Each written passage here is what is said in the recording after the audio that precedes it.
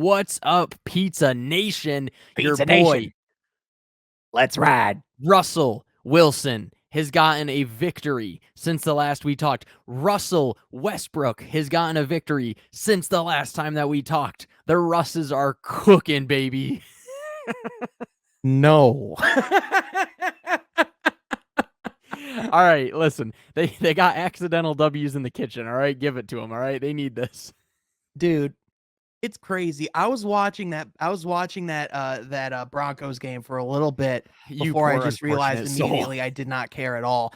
I watched and it was amazing. They were talking about what Russell Wilson needs to do is get back to doing the simple things. He needs to get back to playing the quarterback position, making his reads, all this stuff. Literally the first throw, he doesn't look at anyone else. Looks Yeah. at this one receiver, sees they're not open, knows they're not open, knows that the way he's been playing this season, there is no football he can throw to make them open.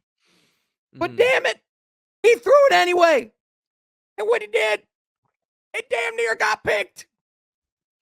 And then the next play, he damn near went and threw another interception. It's incredible that this guy who we saw for so long as one of the best quarterbacks in the NFL, all of a sudden looks like he can't even throw a pass in Madden. It's unbelievable, man. Especially like I'm as I've described before, a very fair weather Seahawks fan. A very fair weather Seahawks fan. And so during the Russell Wilson era, I loved them. Of course, my favorite NFL player of all time is my boy Marshawn Lynch. But do you have the Geno Smith jersey in FedEx? Jesus Christ. No. Hey, he's an MVP candidate right now. Hey, you know what? Good for him, man. I am really happy for him, which we've discussed before. But no, I like, during that era, I loved Russ and I loved the Seahawks. And it's so crazy to now find out that like that whole time, nobody liked him. He's an insufferable, arrogant ass. And yeah, so that's just kind of wild. And you know what? It is fun to see, even as much as I don't like Cheat Carroll. He did bring the Seahawks to a Super Bowl and win, so good for him. I just got a picture on Pete Carroll's end because you must. It now feels like they've been covering up a lot of his inadequacies for quite a while now. Si, senor. And so it seems like when Pete Carroll was like, "Wait, not only do I get to get rid of this guy, we get to get better, yes, and we get draft picks." Done. Yeah, they're kind of going full Utah Jazz right now, so good. I mean, not quite that good, but they're going places. It's pretty good. They're not quite Utah Jazz, which we're gonna get into what the hell is going on in Utah. What the is going on in Utah? I just straight up have no idea how that team is doing anything, let alone being extremely relevant. So like. I don't know, man. I'm lost. Yeah, there's a lot of NBA we got to talk about for sure. There's a whole lot going on. Is a lot going on from a lot of different standpoints of things. Oh my God. I mean, just to name a couple, yes. The Nets situation, they both fired. We have found their new coach. So much to dive into the Nets. Do you want to go Utah first, or do we want to just absolutely rake the Nets over the coals first? You know what? Before we rake the coals, let's keep it positive. Let's keep it light. Ease in. Let's start with something good. Yeah, it was fun. We were talking about the Seahawks. They've got fun, silly colors. They're a fun little hip hoppy team. Speaking of terrible neon that makes your eyes want to pulsate and bleed like no end. The Utah Jazz. Holy shit, it's true, though. A uniform that was so bad, it was supposed to match the insufferable, unwatchable era that was this team. It felt like they did it on purpose because they knew no one would watch them anyways, and so therefore Robert, this would make them not watch. But Robert, what if all along we've been getting duped and we've been led to believe that way? We've been led to believe that they were giving us these jerseys because their whole ploy was to make us not watch. But Robert, the true ploy has been that this team that no one expected to be good, Not a and soul. is wearing a uniform that says even we don't expect to be good. Yes. And they're making us watch. And not only are they making us watch and enjoy it, they're making Yep. us watch and enjoy them in these terrible uniforms. Like, Yes. it's like we're watching this. It's like getting an Xbox 360 gift wrapped in a Meijer grocery bag. Shout out to Meyer for all the local watchers, all the local viewers. Hey, that joke hit different in Michigan. It's different in the For all of our Midwest. international viewers, nothing. They have no fucking idea. Even in California, you're going, I don't know. It basically it's like Target or Walmart. Did I ever say who? They're like, what's a tart? Target is the place where all the shitty managers in your local corporation come from. So that's a shot at my business. Anyways, that's where they all got trained. Yeah, pretty much. Everyone who's a piece of shit where I work comes from fucking Target. Anyway, it's like, hey Robert, that's a deep cut. This podcast that you're doing. Yeah, exactly. But the Utah Jazz, by all accounts, it seemed as though they were ready to shit all over our eyelids, and they're still ready to do so. They were going to poo-poo on our League Pass subscriptions. It's unbelievable. They should have had the lowest jersey sales with it, which they still will. But they should have had also the lowest views on League Pass, second only to a team that I would like to also point in your face, which is the Sacramento Kings, which we'll get to. But the the other thing here is, yeah, like Sean, I don't watch this team. And there's a reason I don't watch this team, because there was no reason for me to have anticipated this. Who the fuck is on this team that you would even know the name of if you were even going to buy one of these shitty jerseys? So, yeah, so it's a lot of surprise, because when you look at the moves that this team made, they were clearly positioning themselves to be in a rebuild, right? I mean, Yes. even right before the season, we saw with the Pistons, they traded Bojan Bogdanovic, and in return, we gave him Kelly Olynyk and saving the league. That's where like, Kelly went. Yep, and we were like, what the heck? That's a deal. But then Kelly Olynyk has gone to Utah and has been playing really good basketball. And the thing about it is, I think it's a combination of things. So, first of all, you have veterans left over from last year's team, guys like, Jordan Clarkson, guys like Mike Conley, guys, who've been in the system for years. So there's like it's not like there wasn't a culture established, right? Right. It's not like this was a situation where, even though they weren't going where they wanted to, it doesn't mean that there wasn't something that was like untenable there, right? For sure. So I think you're seeing guys like, like Jordan Clarkson, get more opportunities. I think you're seeing, them come in and really compete. And I think you're seeing some guys really motivated there. The big thing that is really making all of this possible, because there's a lot of little factors we can talk about, but the main factor, Robert, yes, is Lauri Markanen. He's with the Utah Jazz. So Lauri Markanen got traded in the Donovan Mitchell package alongside Cleveland, alongside Colin Sexton, right? So Colin Sexton was traded to the Utah Jazz. That was seen as the main piece. I forgot about that too. That was seen as the main piece in the Jazz trade. But interestingly enough, they're actually using Colin Sexton as a sixth man and bringing him off their bench. And they're actually having Lauri Markanen is currently their leading scorer. He's averaging 23 points, 9 rebounds on around 48% shooting, and is having a complete career resurgence. And what the hell? And through the first 8 games is a top 5 MVP candidate in the National Basketball Association. So what that's the fuck. So if you really want to go down the full Seattle, the Seattle Seahawks comparison, the Jazz got their Geno Smith. But on the flip side, I'm just in complete shock, because I remember him as a Bulls fan being a guy that we kind of were just like, whatever the NBA's equivalent of a DFA is, that's pretty much what most Bulls fans thought of him at that point, where it's just like, I just fucking cut him.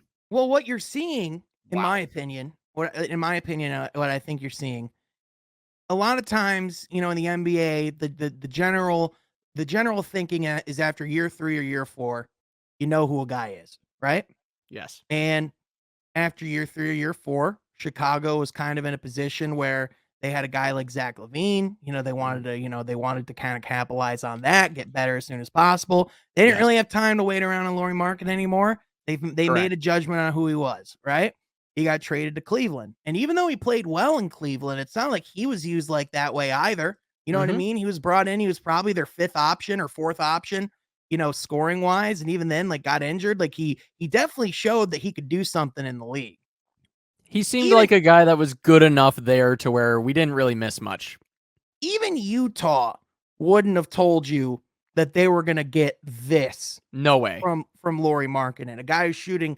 I actually I didn't give him enough credit. He's shooting 50% from the field, and is also active on the defensive end. And that's the big thing, is they is throw in the fact that even though Quinn Snyder left as their head coach this past off season. You know who they brought in instead? They brought in Ime Udoka's top assistant from Boston, Will Hardy, who was known for a lot of their success last year with the Celtics as well. A guy who Danny Ainge super high in, high on. This team has a established culture with with a good front office. I think, it's one of those things where I think you're seeing, teams with stable front offices and good coaches that are actively in the rebuild process right now. Like the Spurs, they have 5 wins too. Yeah. Like, it's not just Utah. Another team Like, I think we had in dog shit. yeah. So right now, if the NBA season were to end today, the Golden State Warriors would be just out of the play-in tournament, Right. and the Utah Jazz and San Antonio Spurs would both be hosting would both have home court advantage in the first round. It's crazy. So I'm going to tell you right now, Robert, that's not going to happen.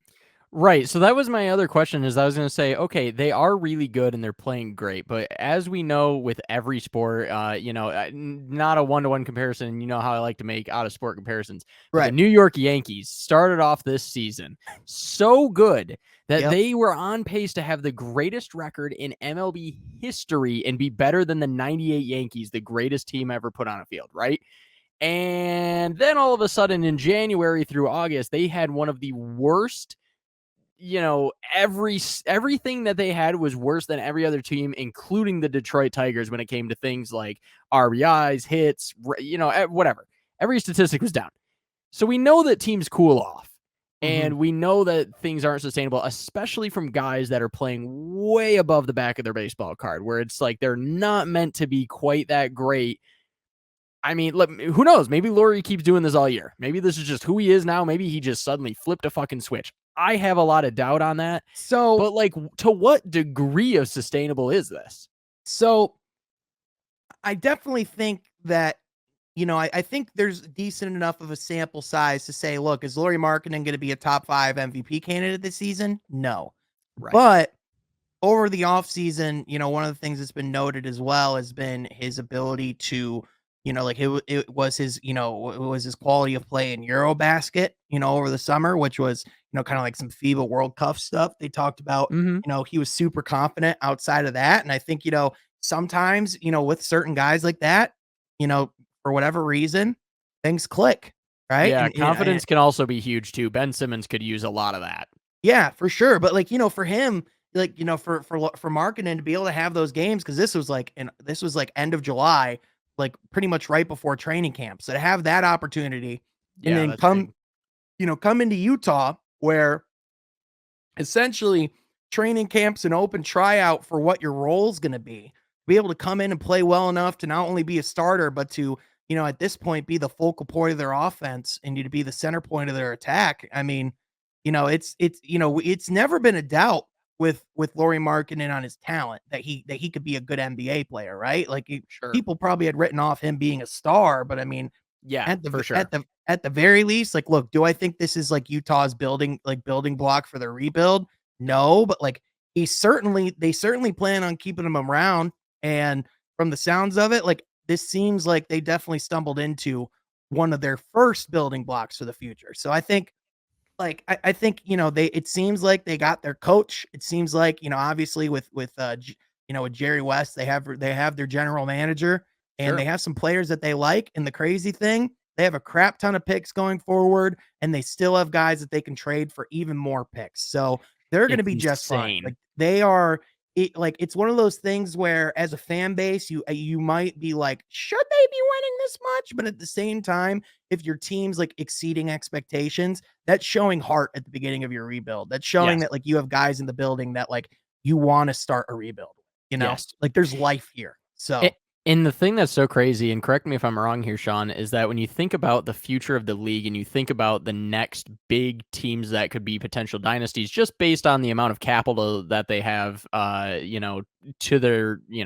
credit or whatever, that as long as they don't fumble it, the Oklahoma City Thunder, the Utah Jazz, the New Orleans Pelicans, and to some degree the Minnesota Timberwolves are the four best positioned teams for the future when it comes to the amount of trade assets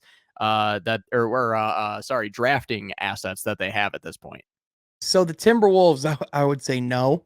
Not so much the Um, Timberwolves. well, no, because they just gave up a Oh, lot of picks in the Rudy Gobert I trade. forgot about the Rudy Gobert trade. Yes, Yep. yes, yes. You're Yep. correct. Okay, so I would So take them off then. Yes. yeah, so when talking about like top teams with like upcoming draft assets right now, I certainly Yes. think New Orleans would be one of those teams. Yes. Even though like this team doesn't have like assets for themselves going forward, the Los Angeles Lakers have the two most touted after first round picks available right now. Because if you can Sure. get those unprotected picks at the end of the 2020s from a super unstable franchise that's probably going to suck all throughout the 2020s, I'd want those picks. But I in would too. addition, I would do anything for those picks. But in all seriousness, I think obviously you named a lot of them already. It seems like Indiana. I mean, not Indiana. It's Oklahoma City. Yes. It's teams like Utah. For a third team, I'd even throw Orlando in that Sure. mix. I mean, honestly, they were able to go and they were able to go and get Chicago's pick. In that Vucevic trade, which is kind of looking a little bit better and better with where the Bulls could potentially be. Yeah. The likelihood of the Bulls keeping that pick is pretty low. And Pretty low. so, for Orlando, not only to have their own picks, but then, the picks of other teams as well, just from starting that rebuild. I mean, with already having a guy like Paulo in the building, I mean, that's a pretty damn good start. So I feel like in general with sports, and I think we're seeing this spectacularly with the NBA right now. I feel like what happened for over time for sure, and it's ramped up a lot, is that it was like the same teams were always good in the beginning of every league because it was like yep. there was like four teams and it was like whatever.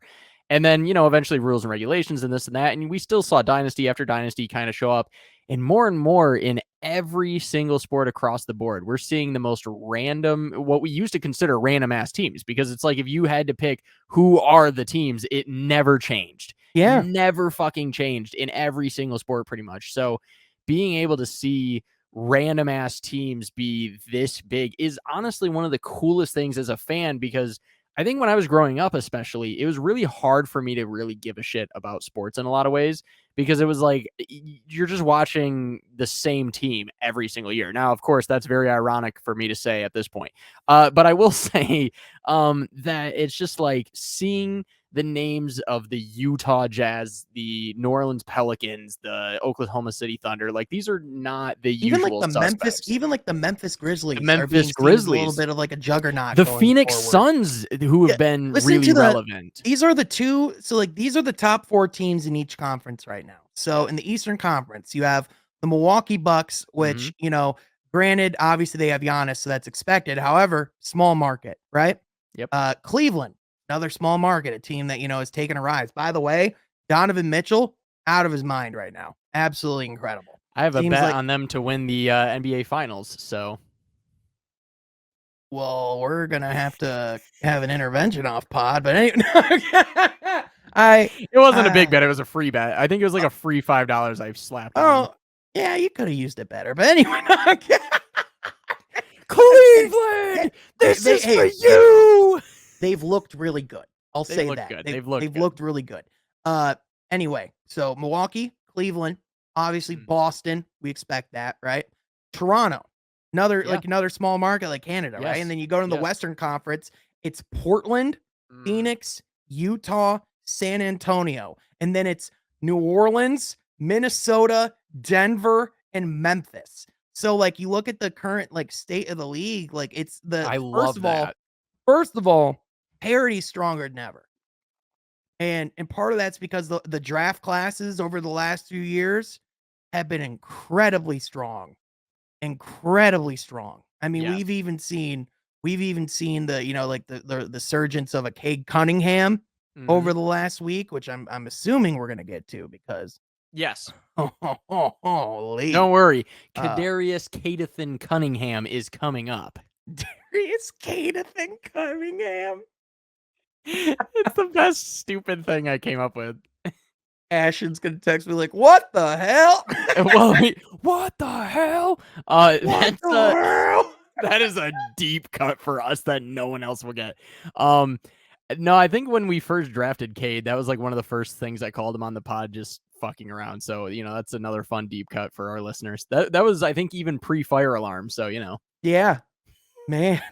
Dude, the podcast before and after the fire alarm. It's so good. Post fire alarm.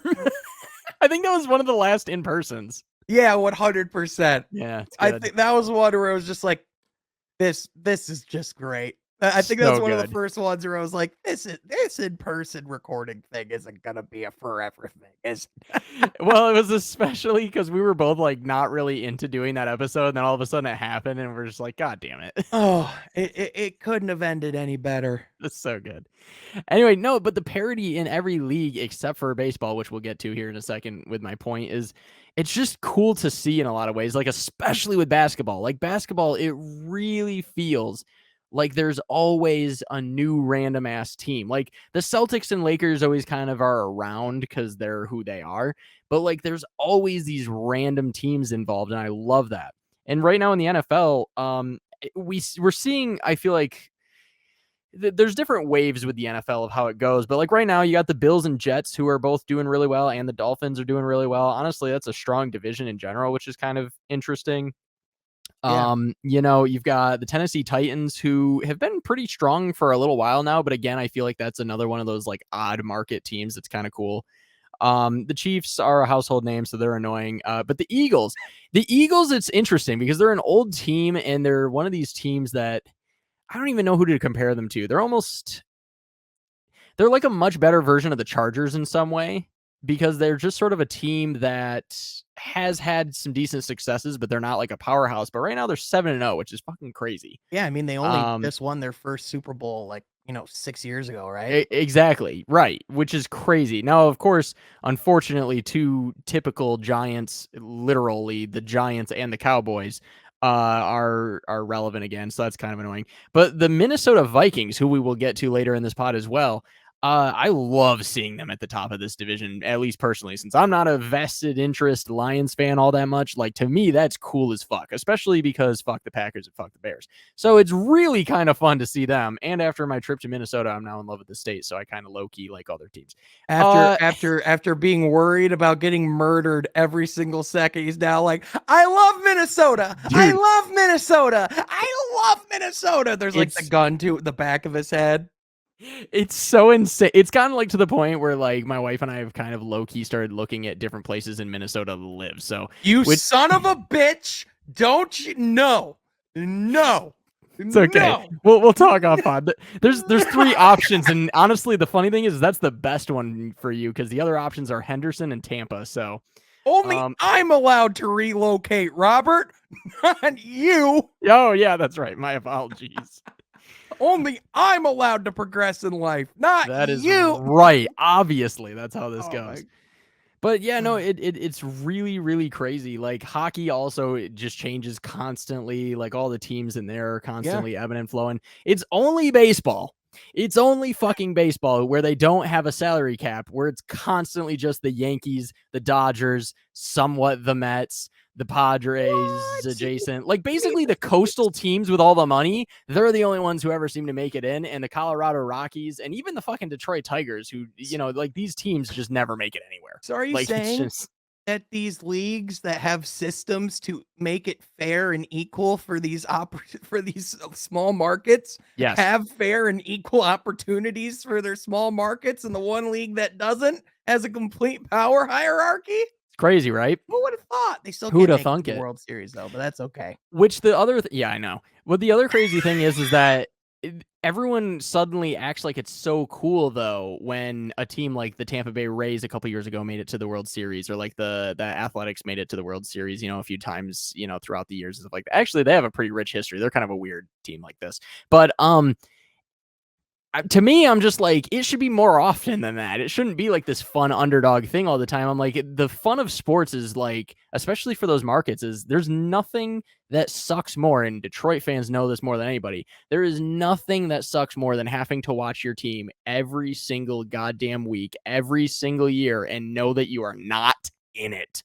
I think one thing that basketball in particular has like an advantage over the other sports is that, in my opinion, basketball has the greatest farm system in professional sports. When you talk about, like, even though baseball has a literal farm system, right? Where you A have very long and arduous one. yeah, like a very long and arduous one. But the thing about the basketball farm system is that it starts almost from birth. I mean, you get these kids in, and like obviously each sport has this to a certain extent. No sport has it as public and as high of a scale as things like AAU basketball. Things, True. even these like even in Europe now, like all of these like we talk like all the time about like FC Barcelona. They're not just a soccer club. They Sure. like Luka Doncic was part of SC Barcelona when he was 14, playing Yeah, professionally against men.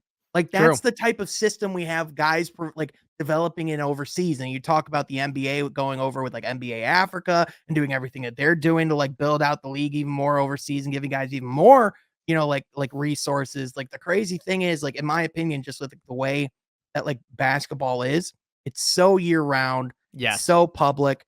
Coaches are seeing these guys play as like college coaches and NBA coaches are seeing these guys play as early as 5th or 6th grade. It's Like that's crazy. and so you have this system where, especially in the NBA where you have the draft lottery where teams can have the opportunity to go and like you have in basketball, like especially since one player can change the course of your franchise. Yes. Whereas in the NFL, if you get a great draft pick, like even the Lions, like I think we got an amazing defensive end in the draft this year, I and it agree. literally doesn't mean a damn thing. It doesn't matter. It's like, hey, we got two amazing edge rushers in Yes. the draft this year.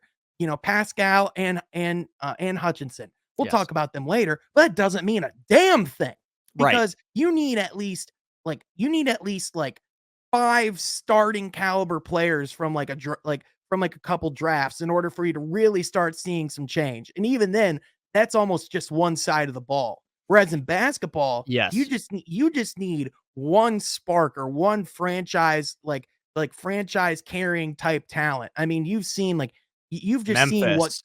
I mean, you've even Memphis. You've seen what John Morant's meant to that city. I mean, Robert, you've been watching the Pistons for quite a while before Cade Cunningham came around. Have It you was a seen how much lifeless waste of my time. And it is honestly the most fun that it has been, even though they still suck. It is we'll talk somehow, it they is worlds better they to watch because they Cade Cunningham is the guy. they had a rough first week. I Yes. will say, I know it's only a couple games. However, in They've been, back-to-back nights, this past Sunday and Monday, on Sunday night, they beat the Golden State Warriors I at watched that home. game. I watched that game. Yep. And then the next night they went to Milwaukee and they only lost by 2. Which was And crazy. Yes. and Cade Cunningham, let's just talk about him now because Yeah, let's go for it. we're kind of already in that topic. Well, and we're all over the place, which I kind of love. This is my favorite shit where we're just deep in the soup. You know what I mean? When Oh, we're rolling around in the chili. You know what I mean? Remember when oh, SpongeBob and Patrick were in the chili in prison with Mrs. Puff? We're in the chili right now. oh, we're in the chili, all right. So Oh. this is Cade Cunningham's stats over his last 4 games, just to Mm. give you an idea of what this guy's been doing and the type of step he's been taking in year 2. His last 4 games, 26 points, 8 rebounds, 6 assists. 35 points, 9 rebounds, 8 assists. He didn't even make a 3 in that game, by the way. Wow. 23 points, 10 rebounds, 9 assists. 27 points, 6 rebounds, 7 assists. And the crazy thing is that, like, he's not this, like, traditional star where he's, like, getting all of his work done, like, beyond the arc, or, Sure. like, this, like, crazy athlete that's, like, dunking on guys at the rim. Sure. He's working fools in the mid-range. He's doing a lot of skillful things, and I'm telling you, man, there were he more than held his own against both Giannis and Steph Curry 2 nights in a row and put the Pistons in position to win both nights. If you want anything out of your second-year player, let alone your second-year player in his second week of his second season, that's what you want. Yeah. So, like, I'm just saying, man, we knew he was gonna be really good in Yes. his rookie year. Yes. He is really good. He's not gonna be really good. He He's is. really good. Yeah.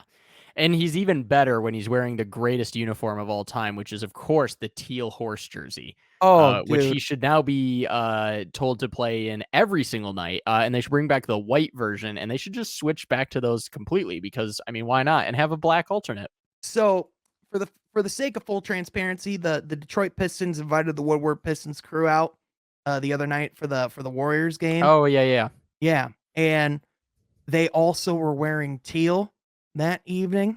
Uh huh. When I tell you, dog, that teal court in person was beautiful. It's so hot, dude. I It's have so been waiting. good. I have been waiting, Robert, Uh huh. so many years Uh huh. to see this court and see this jersey be actualized and to be brought back and revived in an NBA game in an NBA setting. And let alone to see the guys that were wearing, like, I'm so glad in retrospect Mm. that we waited until now, because the young studs that were out there wearing those uniforms have been fantastic. And it's just, you look at what Cade's been doing, you look at what Ivy has the potential to do and what he's already done to start his rookie year. And dude, and then you throw in all the cap space we're gonna have, a bucket getter like Bojan Bogdanovic to add to the team. You're cooking with gasoline now, dude. You're really starting to cook with fire. I really think so. It's awesome, and, obviously, a lot of these guys will have their sophomore seasons next year. Cade will be in his 3rd year, and, like you mentioned, we'll have a lot of cap room so that we can go out and fill in some of this roster, especially maybe get some decent veteran, guys on the roster that are gonna be there to help shepherd these young guys in, with a lot of the nitty-gritty stuff that just comes with experience, We still have a and key yeah, rotation guy that we still have 2 key rotation guys that we're that missing are too. still out. Yeah, Yeah, Marvin Bagley. Bagley, and then Yep. Alec Burks, who's a career Yes. 13 point a game 3-point shooter, a guy that we're gonna bring off our bench. He's gonna add, he's gonna be so valuable for guys There's like a lot of Killian. value. Yeah. Yeah, like one of the things, Robert, like, even people were talking about when Bojan got here, like, a lot of people were like, "Oh, so we should totally flip him and see if we can get like a first round pick." Here's the thing, Robert, at a certain point, like, first round picks are great, right? Like, They are. obviously, there's a lot of teams that are like, the more picks, the better. But even Utah is at a certain point going to be like, all right, yeah, cool. We've loved having all these picks, but at a certain point, we need a player. Like, we need to Right. go get someone that we know is good. Because if you go get a first round pick, the Pistons are probably going to that pick's going to end up probably being like mid late first round. Right. You're praying you're getting a guy that's half as good as Bojan Bogdanovic. That's a guy that was drafted in the first pick of the second round. He's Well, a and that's diamond in the rough type guy. You're not getting that type of guy in the draft very often. And that's just the thing with draft picks, man, is that it's like they are great because of what they could be, right? Everyone's hoping that they could get one of those, and then it's like, oh, cool, we could draft the next LeBron James. Or you could draft the next Darko Milicic, and now you've just completely fucked up. Well, you could even get the number 1 overall pick. Yep. And you still don't know. You have no idea. It's just even Pistons fans, even every single person, like when Cade Cunningham walks across that stage, even if we were the Cleveland Cavaliers and had LeBron stage, right? Like LeBron James, right? You won't walk across that stage. You won't slide across. Sorry. Anyways, you see him walk across, slide across. You see him go on that stage. Can't pull you across that motherfucking stage. It sucks because I'm like, I love that. Sorry, this is off the rails. I love that fucking album, but now Kanye sucks, so it's like, god damn it. Anyways, continue.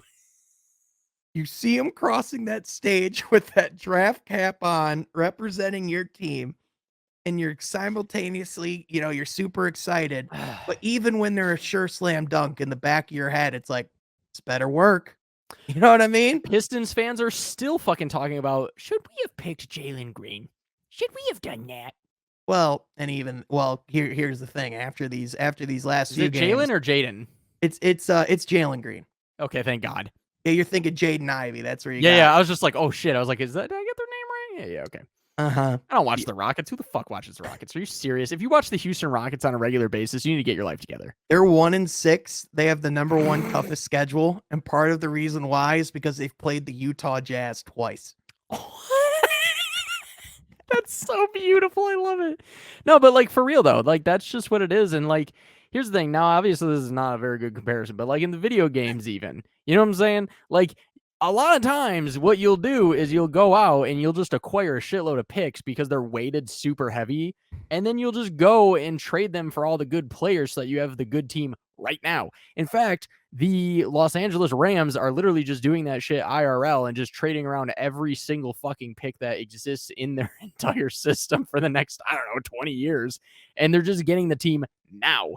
And honestly, in some ways, it's kind of like, why wouldn't you? You know what I mean? Because it's like, okay, you're trading the potential of getting a LeBron, or you could trade that pick and get him actually, like knowing that you're going to have him. It's like if Ja Morant was somehow on the market and you have the picks to go out and be able to trade for him, or you can hope that you draft the next coming of Ja. Yeah. Well, what are you doing? Well, the catch-22 with that is like, to go get a guy like Ja. Yeah. Instead of spending 1 first-round pick, you have to give up like 3. No. For Ja Morant, you're gonna have to spend at least 7, like to even get Memphis to pick up the phone. Like, sure, like no, I know what you mean. Yeah, because it's just it is. Yeah, no, I get it, but it's never a guarantee when you're going to get those guys. But like even when you it's like when you have that opportunity, that's why it's so important. Like you better be right, because it's one of those things where we look at guys like a couple years ago. The Phoenix Suns, they had the number 1 overall pick a few years ago, and going into that draft, there are a few guys up at the top that had a lot of question marks. A couple really high dynamic scoring guards, but there are a lot of questions of what they could do at the NBA level. And then there are these 2 big guys that they could choose from. One big guy looking really solid. He looks like he's going to come to the league. He's going to be a surefire guy. And Phoenix, they have a really great shooting guard in Devin Booker. They just so happen to need a big that goes out and compliments him. So they go, you know what? We'll draft him. DeAndre Ayton. He's ours. And Sacramento goes, oh boy, you're giving us this other big? We'll take him. Marvin Bagley. And then Dallas has the opportunity to trade up to the 3rd pick and get Luka Doncic. That's just how this works, man. Dude, hindsight Michael is the Jeffrey biggest. Jordan was drafted 3rd overall. Now, granted, the guy who was drafted number 1 overall was pretty fucking good. Hakeem Olajuwon, literally one of the greatest bigs to ever play basketball. Yeah, you can't blame him on that one. Now, Portland, I think, fucked up, but who did Portland draft? This year? No, like when they drafted, when Jordan was going, because he was, it was, I think it was Portland and then the Bulls, wasn't it? Yeah. Am I nuts? Who Yep. did they draft? No, you're not nuts. You're absolutely right. So Was they that the same year drafted as Drexler or no? no, nope. So they number 1 overall was Akeem Olajuwon to the Rockets. Number 3, Of like you course. said, Michael Jordan to the Chicago Chicago Bulls. Bulls. Number 2, Sam Bowie. Right. To the Portland Trailblazers. Jesus Christ. But that's just it, man. And like, here's the other thing is like, it's so easy now to obviously like the biggest joke that everyone laughs at is obviously the Darko draft pick, right? And Yep. obviously hindsight, it's like, oh my God, why didn't you go out and get Dwayne Wade or, Carmelo or whatever, right? Cool. But like, if he had been like Porzingis or something like that, for instance, Which is what he was being viewed as. Like that was right. like the type of play like How the coming in like fuck were you supposed to know that he was going to come in and be a complete waste of time? Like, well, and the other thing is that especially at that time, the difference between then and now, like now our ability to scout in Europe is far different. Just with the like also like not just like with the way our like just like the way we've evaluated is different, but also the internet has made it pretty freaking useful to instead of having to fly to Turkey, you can just go on YouTube and click a link. Like very true. That is you know very true. so like with Darko, all the buzz and hype around him was from practices. And apparently, this guy was talked about as being Mm. one of the greatest practice players that anyone has ever seen. And then when you see him in You a talking game, about practice? and then when you watch him in a game, he looks like a chicken with his head cut off that just got in a car accident going through a divorce. It's like that type of thing. You know what I'm saying? So Ben Simmons. So Tom Brady. So moving on, we are going to talk about the Brooklyn Nets. I hate you so goddamn much. It's that one where you're just like, oh, and it's like, anyway. Man, Fuck shut Tom your dumb Brady. ass up. Anyway. So the Brooklyn Nets Oh, is yes. such a situation that like the aforementioned Kanye, as we brought up, well, I brought up. Honestly, first of all, before we get there, I would just like to bring up like how bizarre and just like disappointing in general it is to see a lot of these, uh black athletes bringing up a lot of anti-Semitic rhetoric and Well, even that just kind of these thing. well, Well, even just these the reason I say that, by the way, is because I'm like, you're talking about a group of marginalized individuals who know what it's like to be unfairly classed in certain ways, right? And then you're going to go after another group and do kind of the same thing. And it's a very unfortunate, really disappointing thing, especially, like Kanye used to be a guy briefly, as it may have been, who really seemed to have his shit together and really spoke on important issues in his first like one record basically. And then of course you got guys like Kyrie Irving, who's one of the most entertaining and unbelievable to watch players in the league. I loved his shoes for a long time and he seemed like a great dude, all this kind I of stuff. mean, you And then knew you have for quite sorry. I was just gonna say, you even knew for quite a while he was my favorite NBA player to watch at one point. Like, this is a Right. guy that, like, I talked about, like, when you talked about box office NBA basketball, Kyrie Yes. Irving's name had to come up. Easily. And he's a guy who cares a lot about social issues and has sometimes been very right about them and very vocal and, all that kind of good stuff, right? And trying to help out his community. And sometimes he says the earth is flat. And sometimes he does that shit. And then also just today we saw Marcus Stroman putting his hat in that same ring. He was a pitcher for the Mets for a little while. He's kind of been bouncing around the league a little bit. He was with the Blue Jays for a little while. And he's another guy who was seemingly a great pitcher that's kind of going around the MLB right now. And he's just espousing the same exact kind of rhetoric. And it's just really disappointing because I'm like, these are three guys who are very talented at what they do, whether it be music or sports. They have a very big platform. They, are the type of male figure that you would want to look up to, right? Especially if you're a young black male in America and stuff like that. These guys are symbols of success that are really, really great. And they're, success stories that came from these marginalized backgrounds that we need to do better on, So to see them, using their platform for good for so long in different ways and then turn it in this way. It's just really disappointing and disheartening. And the more that it seems to become more and more prevalent, where it seems to be that more guys are speaking up, and it seems like when Kanye leaks these texts between different people in the media that seem to be on his side but aren't willing to speak up publicly, it's just really disheartening. And you know, I get it. Like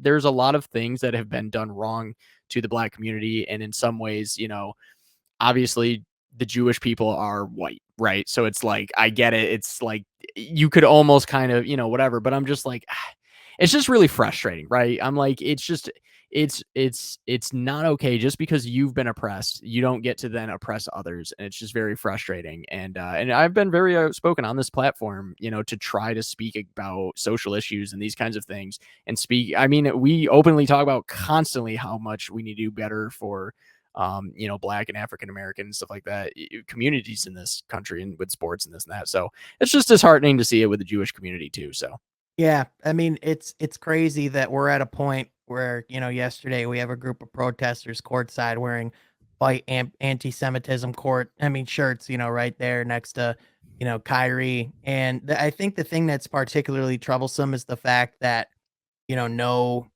punishment has been taken yet. It seems to me like they're doing some investigating, or sure, you'd think that they're doing some investigating within that. Obviously, the troubling thing is not only did Kyrie not apologize, but decided to double down and blame and point fingers and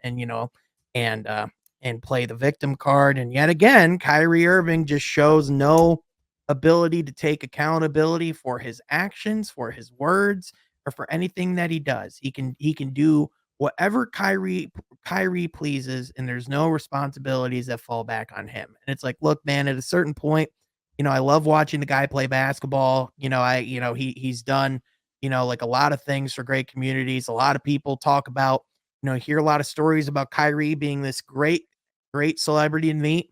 You hear these stories about him being a nightmare to work with and deal with. You know what I mean? Like yep, that's the duality of Kyrie. So I think he ultimately tries to be in a position of good intent and with good heart. But the crazy thing is, on the second, like the same thing, it's like, and it's not even hard to think of why or what he's doing. Like him, like sure, it's like, oh, this Alex Jones clip, I agree with. I don't agree with anything else he says. I only agree with the things that I think are right.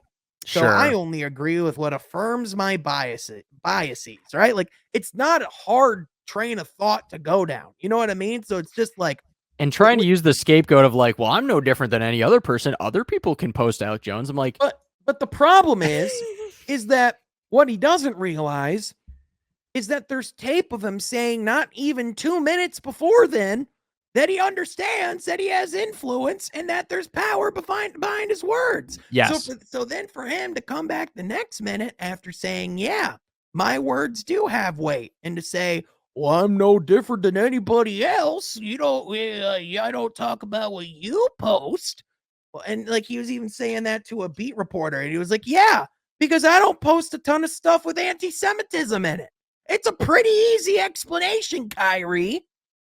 And so, for all that to go down, and then for what happened today as of mm, recording, where Steve Nash in the least shocking turn of events ever yes, gets fired. yep. As he should have And been. Let's be honest. He shouldn't have even been the coach in the first place. That was a fucking joke. the fact, which by the way, Kevin Durant and Kyrie Irving will 100% get part of the blame in, because that was the guy they wanted. They That was the wanted a guy that puppet. they requested. Hmm. And, now we're in this situation where, Steve Nash, who, listen, I think he was set up to fail from the beginning. From day one. I love Steve Nash. He's a great guy. He was a great basketball player. He was put in a situation that was completely a lose-lose. Like, there was no fucking way that this man was going to succeed in that situation. The only way he would succeed is if the players played as amazing as they are able to, won a championship, and then he just sort of skated by and won, you know, and looked good or whatever. He was set up to fail. Yeah, and even Steve Kerr said, "You throw either of us in that situation, we wouldn't have done any better. And Agreed. so, and that's coming from Steve Kerr, who's perceived as one of the greatest coaches in basketball, I is think on he's the the short greatest of list all time. and is on the list of greatest coaches of all time. So, like I listen, I don't think that Steve Nash, like I don't think his like if he were to want to come back into coaching, I don't think he should be entirely judged off of this scenario. I agree. Anytime that your superstar a month before the season is pretty much on record to saying that I wanted that guy fired, Yep. and then they not only decide to bring you back, but then pretty much try to find a way to replace you within like the first week of the season, Yep. you're set up to fail from the start. And even all like we even saw like right before we came on, it essentially sounds like it essentially sounds like for all intents and purposes, like they just stopped listening to him. Like nothing he was saying was working. And like, I when they doubt were that they ever saying listened to him to begin with. yeah, and like, well, like they no, they did. They did listen to him to begin with, but the problem was that anytime things weren't going well, he Mm, didn't have the experience or the wherewithal or the tools or the abilities to get him out of it. You want to know why? Because he's never been a coach at any level. yep.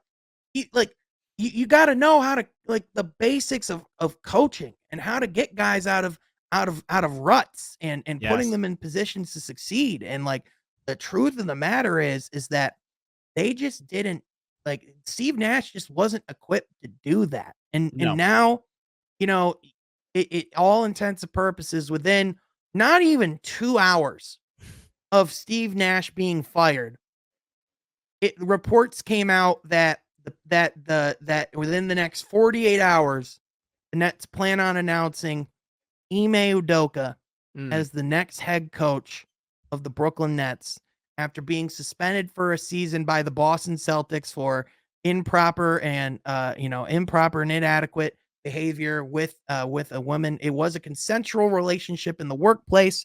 However, reports suggest that he had said some not questionable things to other appropriate, some people. questionable things, not only to her, but to other women within the Boston Celtics organization. The fact And is that either way, consensual or not, and it was, but the fact remains is that I'm like you're inappropriately talking with a or with a subordinate, and apparently multiple subordinates, and it's just not a great look.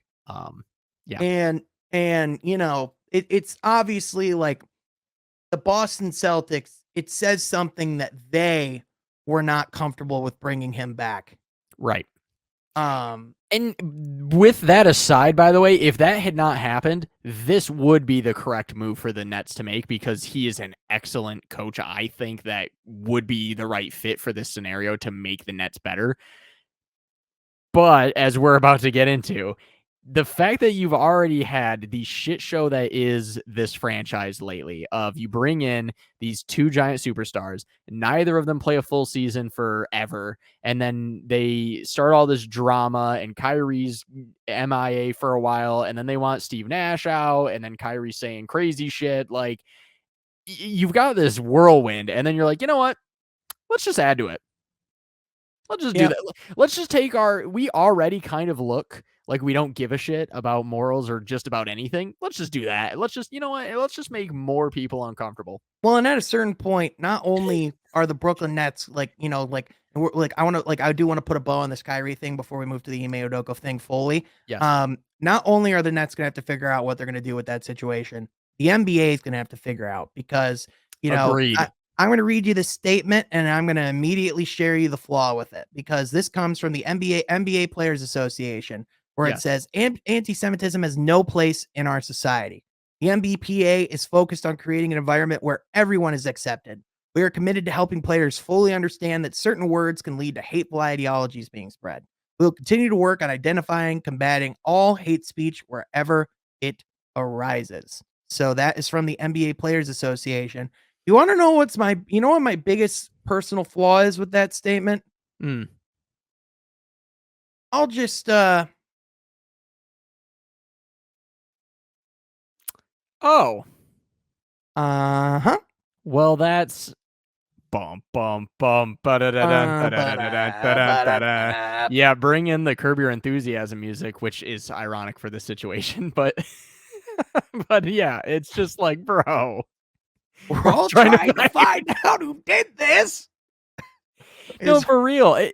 And honestly, one of the things that bothers me the most is as well with this situation as it pertains to Brooklyn locally is the fact that I'm like, New York and specifically that area and the boroughs and whatever is so like known for being Jewish. Like, you know what I mean? Like the Jewish population is not exactly small in New York.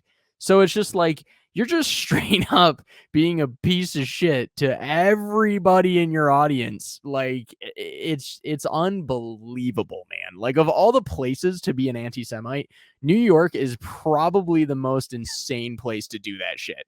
well, Like that is the most that's like being like in Pennsylvania and being like, I'm not a big fan of the Amish. well, and like, Like, what are you doing? well, and the other thing too is like if you listen to Kyrie talk about it, Mm, like even his story, like from the beginning, is just sus. Cause he's like, yeah, so like one night I was just searching Yahweh on Amazon and I found this movie. But then he also claimed that he read it while he was out due to the vaccine I did a last year. lot of reading. Yeah, did a lot of reading. So it's like, so which one is it? Did you search it on Amazon one night or did you read it last year? You know what I mean? I could see that you possibly looked it up one night and then read it, but it sounds Mm. like he had found this movie. He was like, yeah, stumble. It sounds like he had said he stumbled on it earlier that week. I'm not sure if that's true or not, but like, listen, the thing with Kyrie is like, he was already having so many like logical and fallacies and like what he was saying and like literally contradicting himself within a minute that like it wouldn't shock me if he was contradicting himself about whether he actually saw it or even read it or not, you know? Well, Like, that's just it, man. And then he tried to use this bullshit defense of like, oh, well, it was on Amazon. That's a free platform or whatever. Of like, I oh, and mean, like I'm not if they haven't, well, I'm he's not like, if it's on a hurting public anybody. forum, if it's on a public forum, well, then anyone can watch it. Like, it's not like I was watching something, what I'm like, dude, What like what ki- there's all sorts of random shit on every platform and whatever. And it's just like, I don't it's know. like what Kyrie doesn't realize how many people now because of him sharing that post Yeah. share those believe that to be true Yeah. and now share anti-Semitic ideologies and beliefs. Or they Because already the had end any inkling of it, and he's just basically confirmed their bias to where they're just like, I fucking knew it. You know the what? answer I'm into it. because I'll tell you right now, the answer's more than one. Oh yeah. I've even it's crazy. I've tweeted, the thing that shocked me, I've tweeted about both the Kyrie and the Ime Udoka thing over the past few days. And there's people coming in defense for both of them. And I just don't understand it. But let's go into the Ime Udoka thing because Yeah, and sorry, just to no, wrap that up you're completely, okay. You're okay. it's just that I think not that they should be compared because they're different situations, right? Right, of course. But I would say that Kyrie Irving's so far his actions. He hasn't gone full Kanye where Kanye's like said some shit that's just irredeemable at this point. He's close, but you know what I mean. That is significantly more irredeemable to me than sorry, what's his name again? The coach? Ime? Ime I Udoka. just don't want to say his name Well, I wrong. mean, I But don't want to Ime, like, compare. I don't yeah, want to. I don't I want to don't. compare. It's obviously not good, but I could see a redemption arc for Ime in a way of I like if he could truly I just come to again, grips with what he did and stuff like that or I whatever. But think I'm they're just saying. I think they're just so murky and such different True, things. true. I But just don't think we were in my only pause with him is that I don't know enough information. I wasn't in the room when a lot of these different things happen, so I don't know just to what extent. And maybe you can fill me in on that when it comes to Ime. Whereas Kyrie, this is stuff that has been a problem for generations and well, generations. and I mean, again, where I do want to be careful is all we've gotten are reports of findings. We don't even know the scale of what this could be. There could be certain things about it that are covered up because Sure. of their Oh, absolutely. circumstances. Because I mean, with for like legality stuff, there has to be. I mean, all we know is that he said some terrible things. So Mm. anyone could just read that and just go, "Oh, well, he said some terrible stuff."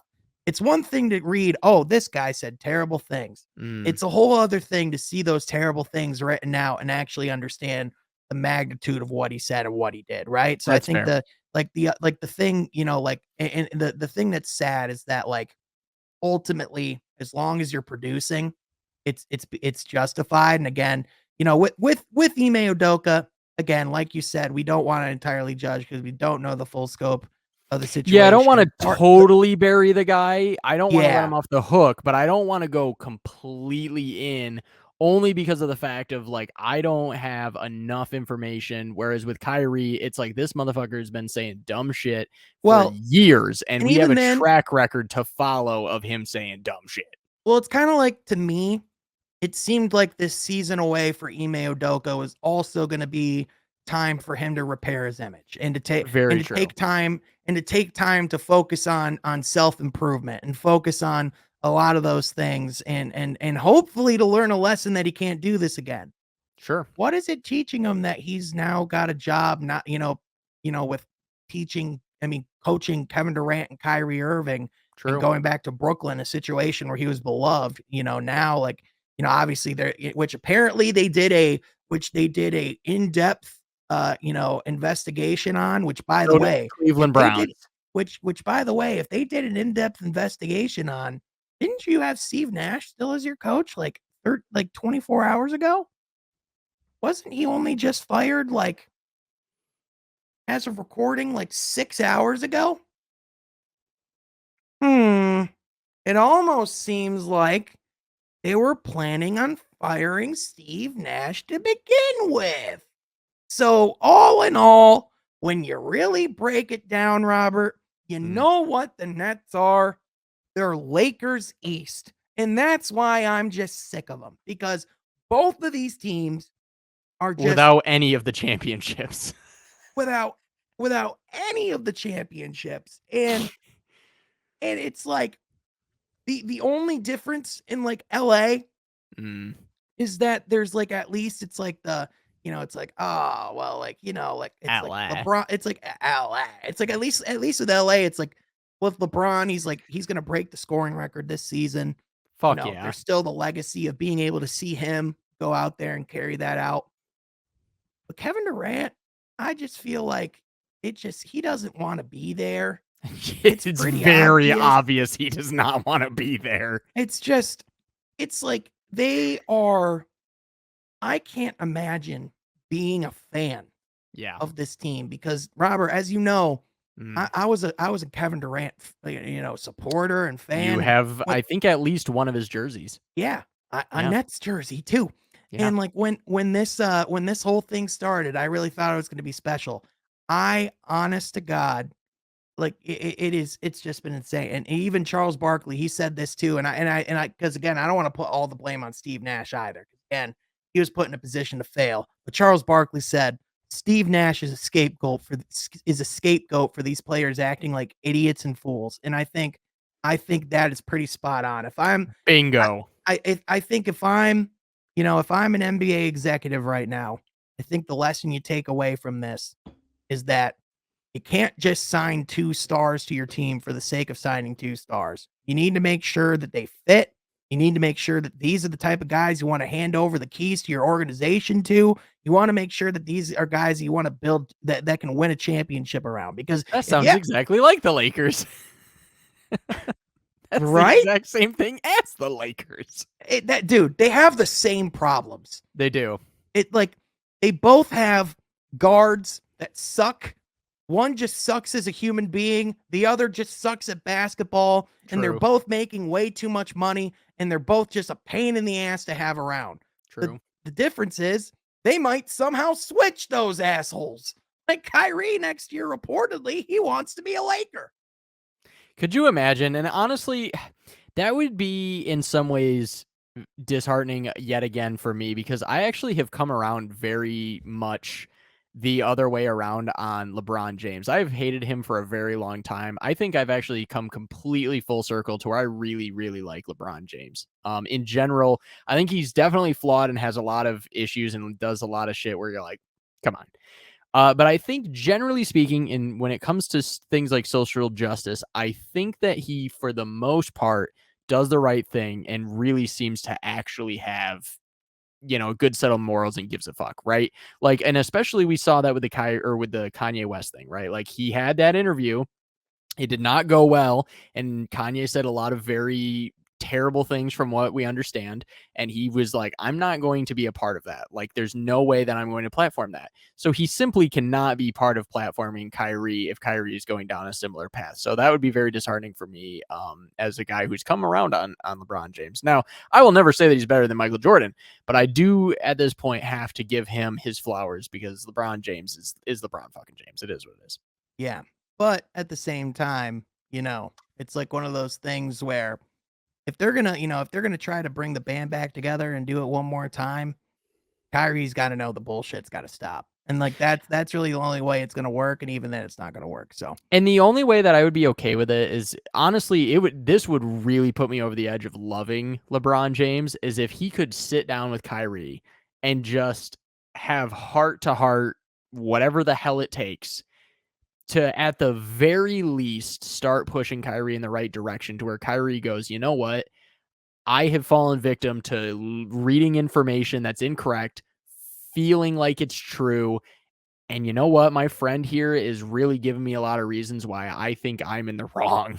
I am I in the wrong, and I have an apology to make. I so I That'll here's never happen, but I'd love it. it's never gonna happen. But I like with like I just don't ever see Kyrie ever, being in the right ever. He's But too much like Antonio Brown at this point in you know Kanye. what? They're just too far gone. I think he's gonna. I think we're heading towards a situation where we're gonna be looking at Kyrie Irving in a similar vein to Karl Malone, where it's just like you have to acknowledge that he's great. You have to acknowledge that he was amazing at the game of basketball. If you have league events and you're bringing up your NBA 75, like you gotta That fly just him out. made me extremely sad. Yeah, you gotta give him a jacket, you know what I mean? But I think in the same vein, I think from like a societal standpoint, I Yeah. don't think I think we're all getting pretty sick of him. And I think a lot of fans are gonna want, and I think companies therefore like I don't think he's gonna have a whole lot of companies that are gonna want to work with him. I don't think he's gonna have whole lot of I don't know business. what shoes I'm going to buy anymore. Well, yeah, I mean that's the thing. He's still technically a part of Nike. I don't Um, see that sticking around for much longer. Well, no, so all reports suggest that Kyrie's shoe deal or his signature shoe line is not going to be extended. So the Kyrie line is pretty much done. So for Unfortunate. They were great shoes. yeah, but I mean at the same time, again, He it's not deserves this. well, yeah, 100% because it comes back to even what happened, last year with like the vaccine stuff and even like the year before that where he just was, just decided to like leave for 3 weeks in the middle of the season when the Sure. only way you come back is by going through extensive quarantine and isolation. So you're like missing even more time when you leave, right? Like that's the thing about Kyrie is that He's so so fucking well, selfish. guys, well, dude, here's the ultimate point. We talk all the time. Well, it's like, well, but he's amazing at basketball. But he's amazing at basketball. Since leaving the Cavaliers, Robert, Yes. he's won 11 playoff games. Correct. 11. Mhm. So we talk all the time about how great he is. Sure. Is he? Or was Well, he he? needs to be available in those fucking games.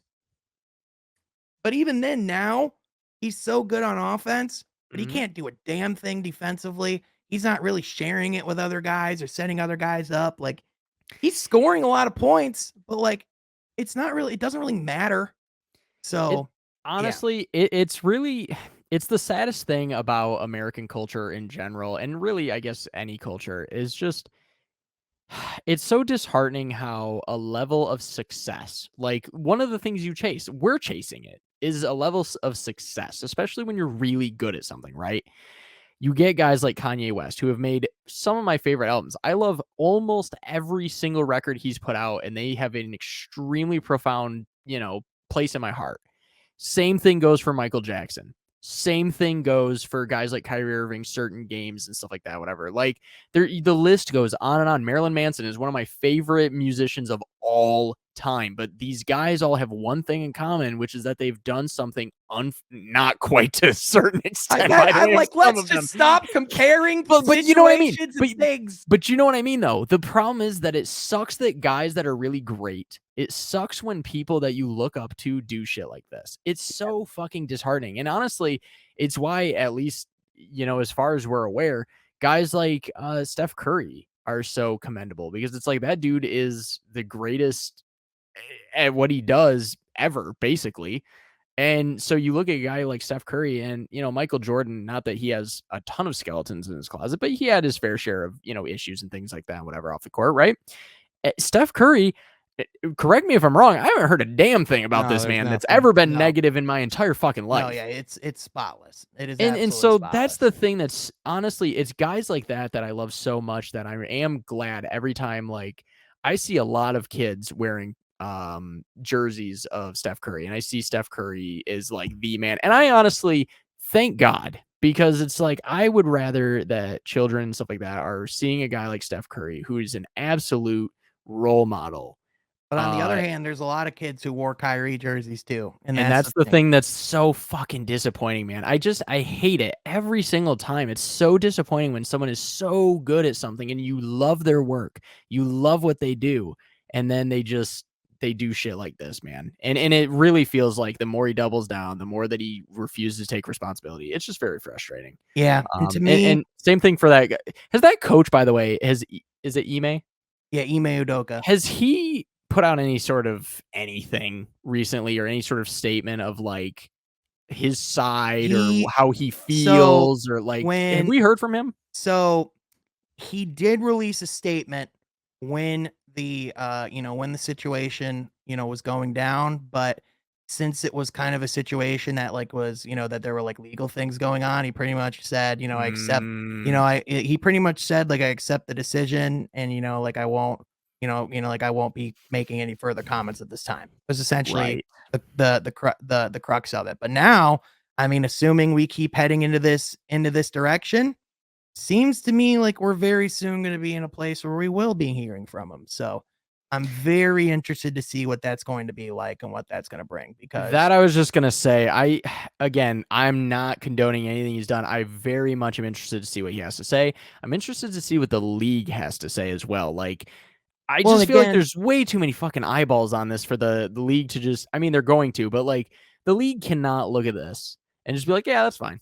Well, and like, the difficult thing, because this is where like the NBA technically can't really, and this is why he's available, is because the when it's team conduct, when it's things that happen, within, the organization, the responsibility is not on the NBA. It's on the organization to handle internal affairs and internal business and things like that. Like when it's like, like league officials and like, or when it's like, team officials and, internal business like that, like that's just not where the NBA has their jurisdiction. So ultimately that since it was an internal issue, and since it was something that, happened in house, that is why they are the ones that, have that decision on what to do. And obviously, to Boston's credit, this is a franchise that they just went to the finals. Yes. And not only did they suspend him, but they gave him permission to walk to Brooklyn from reports. So they took. Could you imagine him literally walking from Boston to New York? I'm sorry, I just had an image of him literally walking all like, the fucking way from like one arena. He's just like, all right, see you later. Zips up his coat and he just walks around the corner. He's like, and from there he was gone. And then you just see a clip. He's just walking up to the Barclays Center, and it's just like everything's on fire, and it's just like just like. I just had this image. I'm sorry.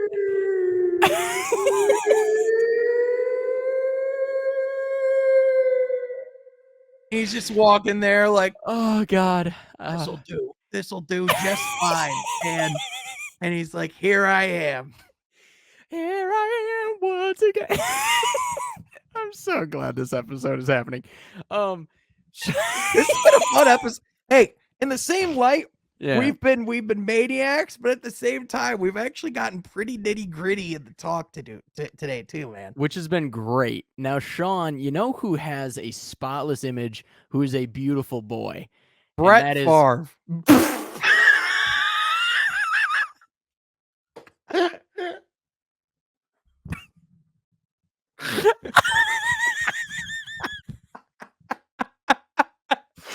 I almost forgot to bring up Brett Favre. Oh, holy fuck, I'm dying. Okay, fuck Brett And so Favre. are people in Mississippi because Brett Favre stole $4 million from a welfare program in Mississippi. Fuck Brett Favre so hard. That guy's a Fuck piece Brett of Favre. shit. Fuck you, Brett Favre. Oh my god, I'm fucking. Okay, that got me. That was great. I was gonna say. I was gonna say Kate Cunningham, but that's even better. Oh, that boy's fucking A. absolutely spotless. That guy don't miss. No, he doesn't, and he loves his PB&J sandwiches. I tell you what. Peanut butter and jelly for real. Yo, got peanut butter and jelly for real. Real. You know, a person is like a pure-hearted guy when he's excited about some damn peanut butter and jelly. You know what I'm saying? Like that's a guy who he ain't doing some fuck shit. That's a guy you want to build your franchise around. Like my man's in bed at like 8 p.m. You know what I'm saying? Like peanut butter and jelly enthusiasts are going to bed at like some 8 p.m. That's all I'm saying. But so now we've managed to polarize PB&J enthusiasts, the state of Minnesota. Hey, which I've come around on. I fucking love Minnesota. Kings fans, Raiders fans, Buccaneers fans. Oh, the Raider report. Yeah, you know, the Raiders are still a team, kinda. They also now they are one of the teams of all time. And you know what? They have a new challenger approaching as the XFL is back. And my team was the New York Guardians. Now they don't exist, and they're now the Orlando Guardians. So fuck that noise. So instead, I have the Vegas Vipers, baby. Let's go, Vipers. My team is still around. It sort of. My team was the Dallas Renegades. Yes, it is. And now they're the Arlington Renegades. Oh, I didn't know they changed. Yeah, so they went from the Dallas Renegades to the Arlington Renegades. Well, Arlington's even better. That's where fucking Hank Hill is from, bro. Are you kidding me? Like, hell yeah.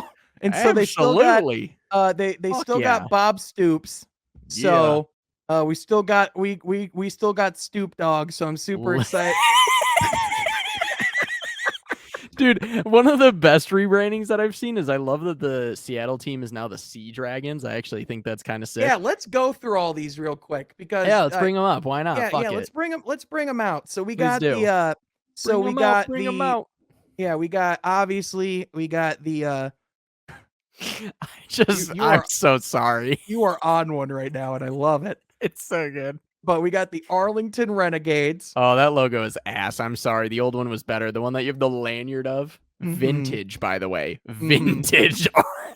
Vintage Renegades. So there was a meme when the XFL season came around where Robert and I were so fake excited about it. I literally bought merch from the XFL shop and got a Dallas Renegades lanyard. So good. Like when people were like, "Oh, what team is that?" I'm like, "Of course, it's the Dallas Renegades of the XFL."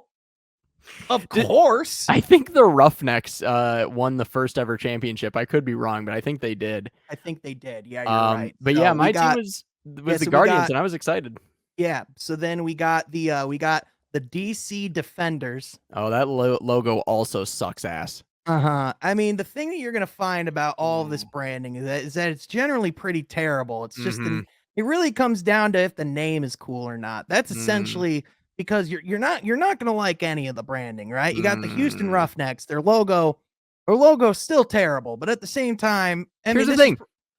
I actually don't hate it because it reminds me of the Houston Oilers, so I actually don't think it's that bad. But Roughnecks is maybe the worst name since the Redskins.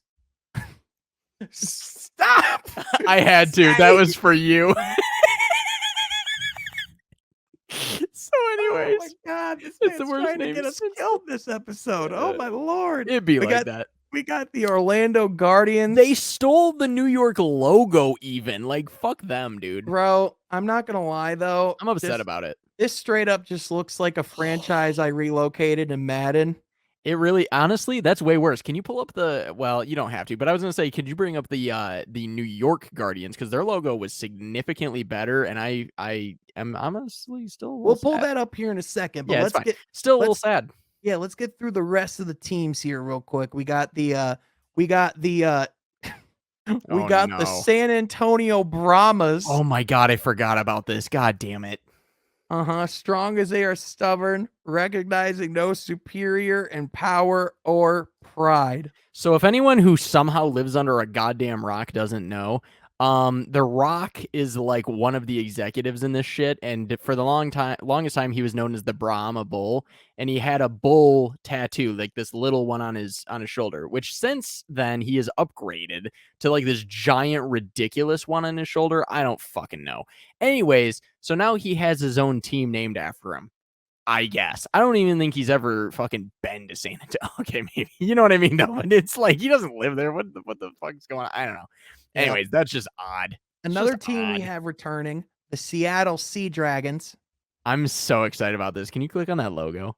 Oh yeah, 100%. Another logo that looks like another logo that looks like a Madden relocation logo. Okay, it does, but it's worse than I remembered it looking. Okay, but honestly, if you give this league time and to where they eventually get resources, I feel like Sea Dragons can be a really cool one, and the orange and green I think can be really sick. And I feel like I could see myself rocking some merch someday. Brother, they Not have The not yet Rock and though. ESPN. How many more resources can they have? Listen, I know what you're saying, but you're wrong. They need a sponsorship with like Nike or some shit. I know. Because Yeah. they got to do better than the St. Louis Battlehawks. Honestly, here's the thing. Battlehawks is it's a bad name in the sense that it sounds like a Nerf team. It sounds like some sort of like a Nerf like I don't even know what the fuck that would be, team or whatever. And then this looks like a Nerf logo. This looks literally But this genuinely looks like two separate logos that are it's so being bad. combined in Microsoft Paint. And then they Yeah. have the audacity to print these on a football helmet. It's really bad. Honestly, I feel like Battlehawks can be really cool if they actually put in some effort. Like they could convince me. But yeah, right now they look like a Nerf like logo or something like that. It's weird. Uh-huh. Remember when Nerf did like swords and shit? I don't know. And then last but most certainly, My team, baby. Let's go Vipers. the Vegas Randy Orton. the Vegas Vipers. I'm so excited. It looks like a car logo, dude. It's sick. I actually low key kind of love it. I'm hype about the Vipers. Let's You know fucking what? go. You might have converted me to be a Vegas Vipers fan. I'm not gonna lie. Dude, I- they might be low key the best one. It looks sick. I ain't feeling the Vegas. Arlington Renegades. So we just might have to. By the way, we might have to be like the official like fan podcast of the XFL or something stupid when it comes around. Like I feel like we should Please. make it like an unnecessarily big deal that like XFL football's back. I agree. I think we should definitely ham up the XFL because that's what it's meant to do, you know? Although I kind of wish that they would bring back the like stupid ass names on the back and also the like random ass like cheerleaders and stuff like that in like just straight up lingerie. Like just make it as like gratuitous and stupid. Like early 2000s Vince McMahon not giving a fuck about anything. Yes, Yeah. that's what we need. But That's what we need. Dude, Charles Barkley's freaking spitting tonight, dude. Here we go. Let's hear Charles it. Barkley I on love me Kyrie- some Charles Barkley. Charles Barkley on Kyrie Irving. I love that, man. I think he should have been suspended. I think Adam Silver should have suspended him. They made a mistake. I can't believe we're talking about this idiot.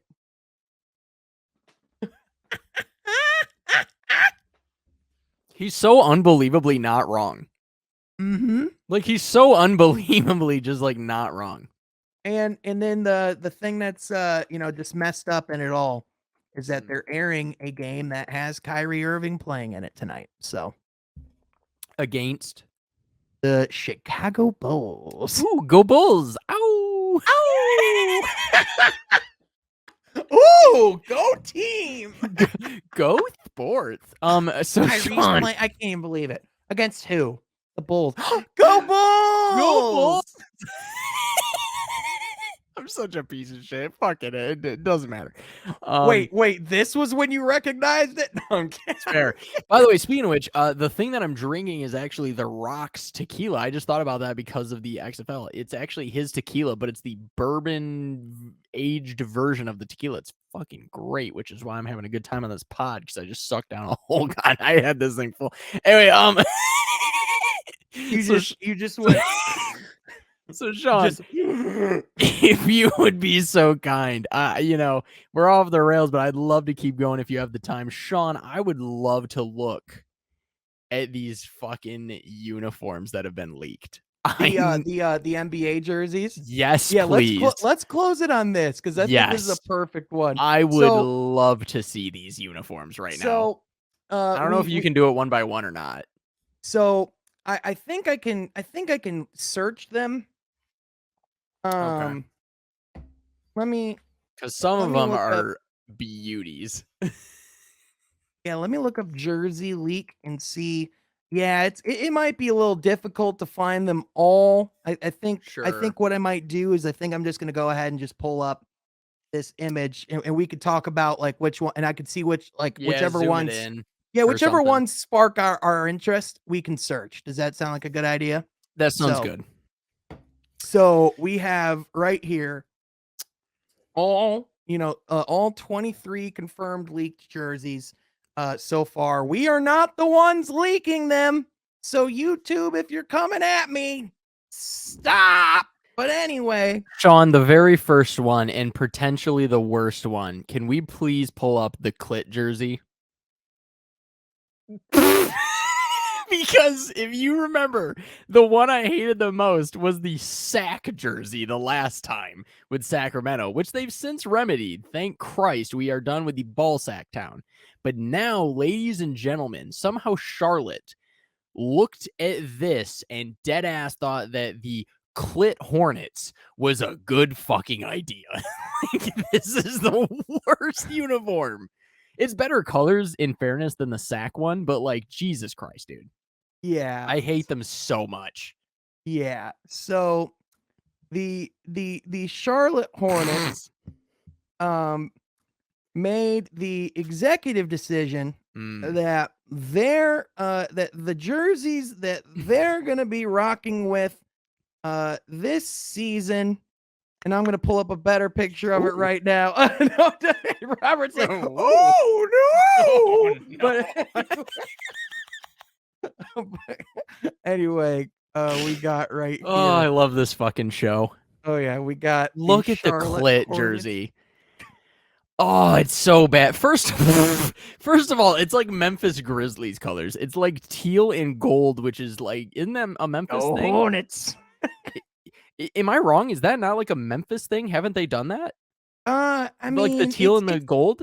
Yeah, I mean it's pretty similar to, like, it's that pretty similar blue, but at the same time, I mean, it's, if you think about it, they're in Charlotte, North Carolina, so it's that Carolina blue. I know where they're at. As a NASCAR fan, I'm very aware of. Well, okay, but like the Carolina Tar Heels, North Carolina. Yes, you got to you got to think, like, I mean, that's Tar Heel blue right there. So it is not Tar Heel blue, but that's Tar Heel blue. But that's on my end, it looks a lot more like Tar Heel blue. It's extremely not. It is extremely not. Please pull up Tar Heel blue right now just to prove this point, because that shit is toothpaste blue. If we did, I'd be here all night. That's fair. Yeah. First of all, Sean, tell me, what was your initial reaction to the clit jersey? Well, to me, I just was like, tell me they're not tanking. I mean, tell me they're tanking without telling me they're tanking. You know what I mean? It's fair. Just like, it's like, I just, for me, whenever I see these types of jerseys, my head goes to, wow, this actually was approved by a human being. There was a marketing firm that saw this jersey and said, yep, that's the one. I just cannot believe that LaMelo Ball has to wear this. And the colors are great, by the way. Actually, like, I was making fun, but like the colors are good and like the design is good. It's just the fact that it says fucking clit across the chest. It's like, what do we? Even if it just said CHA for Charlotte. That Yes, would make the jersey which they've done in so the much better. past. They've done the Cha jersey, which is still bad, but like Cha is. God damn it. Anyways, Sean, pull Yeah. back up the big image, Oh my god, if you would. I have to pull up the Sacramento Kings jersey Yes. because Yes. their leaked city jersey, from what I can see, Uh-huh. is just yet another example of why we need to talk about abolishing the Sacramento Oh, Kings as a franchise. it's so Detroit Pistons, but worse. Right? It's like somehow Detroit said no. worse. It's like Detroit said, "You know what? We can't keep doing this chrome jersey. We can't do it to ourselves. We can't do it to these fans. You know, we got to come up with something better." And then Sacramento was like, "All right, Sacramento. We got a jersey for you." It's just They're like I can't as believe it, man. they're as bad as the team is, which I told you that they should be in dog shit, and you argued that they should be in the playoffs because you're a fucking idiot who doesn't know anything. Listen, But I I I was fooled you into have no talent. I was fooled into looking at a roster on Uh, paper and looking at everything that they had and then just failing to make the connection that no matter how uh-huh. good that roster was, they were always going to end up being in Sacramento. I tried to fucking tell you.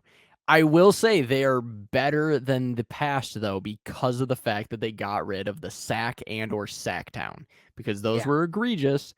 And so this is better, but still terrible. Sean, please bring up the Detroit Pistons as obviously they are our homegrown lovable boys, the ones that we cherish around these parts. And our friend Cadathan Cunningham is going to is going to have to wear this uniform. And Yeah. So it's just we've discussed on the pod, I think, before that like the symbolism and like what they're going for is awesome. I just feel, in my opinion, it is too far from who the Pistons are that for me it doesn't work. I don't think it's an egregious jersey. I don't think it's that ugly. I think it's very wearable, especially if you're like a Michigan State fan or something like that. Like that green is really nice. I think it's a very nice jersey in a lot of ways. I want to preface before sharing this that this has not been officially confirmed by the Detroit Pistons. This is a leak, so we are not sharing anything that is new. We are just sharing leaks that are being shared on the internet. Having said that, these are the leaks. Yes. And from what I can see, I mean overall, like when I first first of all, you look down here and it says Detroit Pistons where stars are made, not born. I love that. So I feel like to me, I feel like this is one of those things where the marketing and like the symbolism and everything that comes out with this jersey can add to it and make it feel, like even cooler and get people behind it. I definitely like this is still one of those jerseys that I want to see them wear on the court. You can never go wrong with simplicity to your point. Sure. I was kind of thinking with Big Sean's first jersey that he was going to take, like go a little bit more of a bold direction. However, I mean, going You green, went bold for sure. I mean, it is bold going green for the Pistons. So I mean, I'm gonna, me, I'm gonna find the positives in pretty much everything. The fact that these aren't the chromes or anything like we've had over the last several years, thank goodness. To me personally, I'm looking forward to seeing what these look like, and I'm especially looking forward to seeing like what this is gonna look like with the court that accompanies it as well. I tend to agree. I think it's a 10 out of 10 with the concept. I really just think it misses an execution is all. I think that it would be a great jersey for a team that isn't the Pistons, where it's so far from our colors. It's so out of left field. Like it's so out of left field to the point where it's like when the Miami Heat, for instance, the Miami Heat are traditionally red, black, and yellow. When they went to the pink and blue, it didn't feel that left field, even though it's completely out of character from their colors. It didn't feel that left field because they're from Miami. This just feels beyond left field. Like if they had went blue and orange, or Honolulu blue and silver, like something that like referenced another team that's like known for Detroit, I think it would have went over better. I just feel like the green with the blue, I know it's a deeply, deeply Detroit Well, thing in a gym and stuff like that. and again, and that's where the context of like what we saw before, where like that's the Saint Cecilia colors are green, right? Like Yeah, right, like it's like from those added pieces of context. So like again, the other piece of it is now we know that they're willing to take chances and go out and do different things. I So do like that a lot. yeah, so at the very least, it's like, are the Pistons where like I want them to be as far as like making uniforms and like that type of stuff? Not quite. However, they have come a long way in the past couple of years, and just from the sense of it, they're only going to keep going. So Bring back the and red jersey. and especially with how exciting the product is on the court. I think they're going to work really hard to make sure that what they're wearing is pretty sick too. So I will say shout out to fuck, I forgot his name on Twitter. Anyways, I want to give credit to him. You'll know exactly who I'm talking about. But he called the black jerseys with the red and blue stripe the Blue Lives Matter jersey, and I cackled so fucking hard because it was so accurate. oh, Zari, yeah, Zari. Yes, it was so goddamn funny, and I was like, he's so right.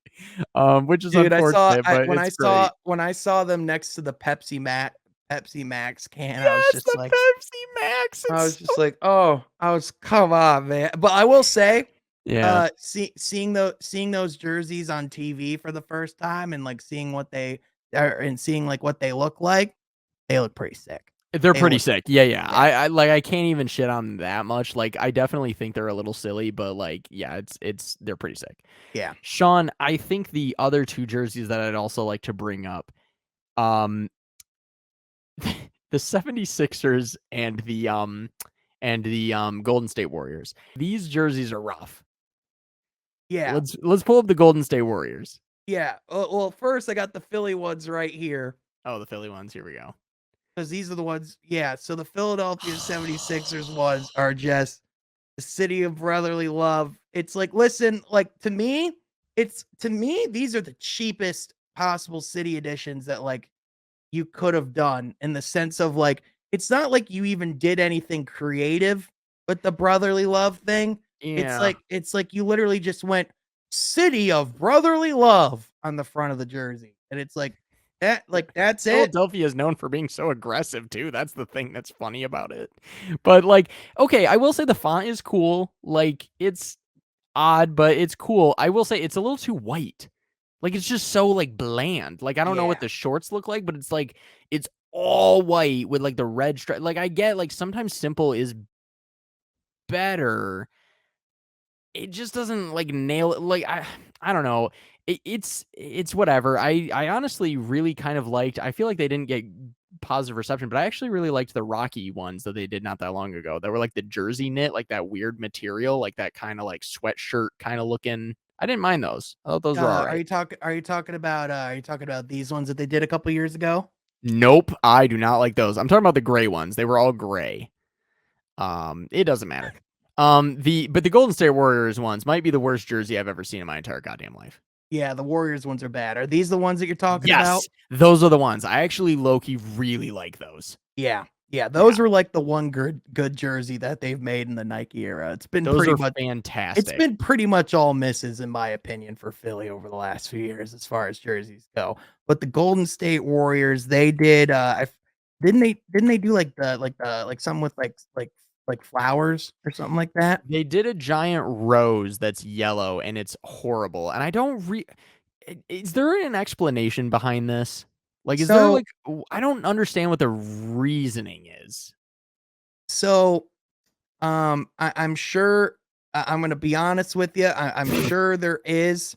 Okay. However, when it comes to being cultured or having any understanding about, Uh-huh. I think I mean, it's like, to me, it looks like it's, yeah. You know what? Hold on. The logo looks like what there's a brand that does yoga mats. Do you know what I'm talking about? Like, I don't know if I'm insane. It looks like a fucking like yoga mat like logo. in the middle there or whatever. It's like one of those like whatever. And then like first of all, there's like the weird like tickers around it. That's strange. By the way, I'm so sick of seeing circles in the middle of jerseys. I'm so fucking tired of the goddamn circle in the middle of a jersey. It looks horrible every time it's ever been done. I can't stand it. Stop doing it. Didn't you just say you liked that Sixers jersey 20 seconds ago? Okay, I know what you're saying. I feel like that one is slightly different. It's slightly different. But you are right. You are right. You were the problem, but I little bit good call out. Well, I'm saying more of like a literal. Hold on, but I'm saying like this is more of like a literal circle. Like the other one is like I know what you mean. A star ring, which makes sense exclusively to them because of the original American flag. This is just a literal circle. Oh, so only Philadelphia could do circles now. Is that what you I mean, if they did circles every time, it'd be fucking ridiculous. But the bottom of this jersey, I don't know what the shorts look like that accompany this. Well, you know what's the other thing too? It can't be good. Well, like the other piece of it too is that like at what part of the jersey is it going to be tucked in? So the flowers ultimately going to like be cut off and like do the shorts, like keep the pattern on. Like that's my thing is like, how is it? Like to me, listen, I don't think there's going to be a scenario where we ultimately end up going, these jerseys are good. However, yeah, correct. I would say if there is any jersey that we've seen where I would love to see what the shorts look like, this is it. And Sean, here's the other part of it is that I feel like, so first of all, black and yellow is pretty hard to fuck up because black and yellow always looks good on a uniform for the most part, right? Like the Penguins always look good. The Steelers always look good. The Warriors, whenever they do black and yellow, always looks good. Like 9 times out of 10, they nail it. Right. And if you tuck this in, if the shorts are all black and you tuck this in and most of the flowers covered up, the logo in the center of the chest is still garbage.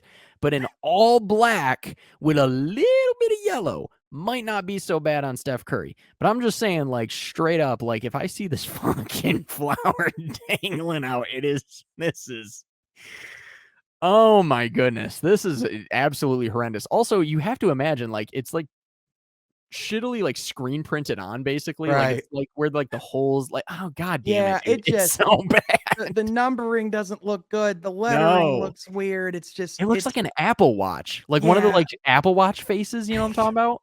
It looks like an Apple Watch face. This literally looks like this jersey looks like it's meant to be a lock screen, and instead it's an NBA jersey. It's really bad. Like this even looks like a flower on the bottom of your phone when you boot it up for the first time. And it's like it's like right here is supposed to be Words with Friends. Right here is Facebook. Right here is Truth. Literally Twitter. Dude, no joke. This looks like straight up an old lady's like lock screen. And yeah, she 100% has Parlor on that shit. Oh, like, she's got Parlor right next to Words with Friends so that she can. Oh my god. This jersey sucks ass. Let's continue on. Yeah, so do you want to want to look at one more of them? Yeah, let's go ahead. Well, give me the field here. Let me see what we're looking at, and we can like do a quick rapid fire as well. Yeah, because like the Miami Heat, I actually think I might like this better in white than I did in black. So I think that the Miami Heat have maybe made it a little better. Toronto's is fucking garbage. Phoenix's is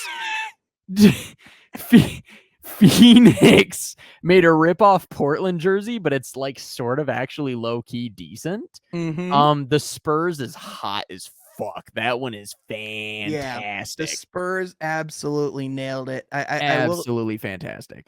Yeah, for sure. Everything. What the fuck is this Lakers one? So the Lakers one, let me go ahead and pull it up here. Okay.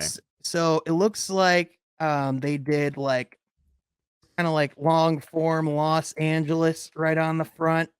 I think they did that last year with the purple and the light blue, which I actually didn't hate. I know a lot of people did. I actually thought it was okay. Yep. So this is specifically getting a close up. Looks like this is the leaked version of what these jerseys are going to look like.